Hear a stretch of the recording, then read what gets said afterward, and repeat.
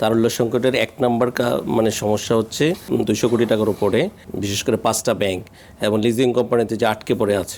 যদি 200 কোটি টাকা যদি প্লাস বা 300 কোটি টাকা ধরি, এই 300 কোটি টাকাও যদি আমরা দ্রুত পেয়ে যেত, তাহলেও আমরা 7,000 কোটি টাকার সামান্য একটা অংশ কিন্তু দেওয়া যেত। আইডিআর এবং বাংলাদেশ ব্যাংক দুই সংস্থায় যদি যৌথভাবে এবং এফআইডিও যদি হেল্প করে এই টাকাটা যদি খুব স্পেশাল কেস হিসেবে দিয়ে দেওয়া হয়, তাহলে বিমা কোম্পানিগুলোর একটা হবে।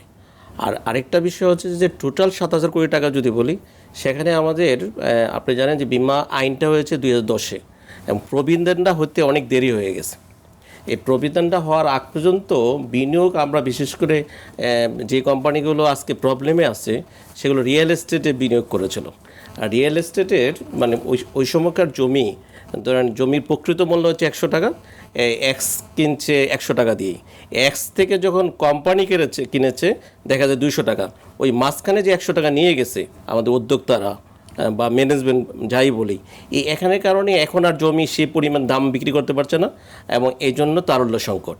যদি সত্যি প্রবিধানটা যদি সবাই ফলো করতো যে আপনি এত পার্সেন্ট আপনি এফডিআর করতে পারবেন, এত পার্সেন্ট আপনি ট্রেজারি বন্ডে রাখতে পারবেন, এত পার্সেন্ট একটা ব্যাংকে রাখতে পারবেন না, কয়েকটা প্লাস ব্যাংকে রাখতে হবে, এই প্রবিধান যদি ফলো করতো তাহলে এই বর্তমান যে তারল্য সংকট এটা দেখা দিত না, হয়তো সামান্য প্রবলেম হয়তো। কিন্তু এখন তো দেখা যাচ্ছে যে বছরের পর বছরই মানুষ ঘুরতেছে, যেটা আরটিভির প্রতিবেদনে এসেছে।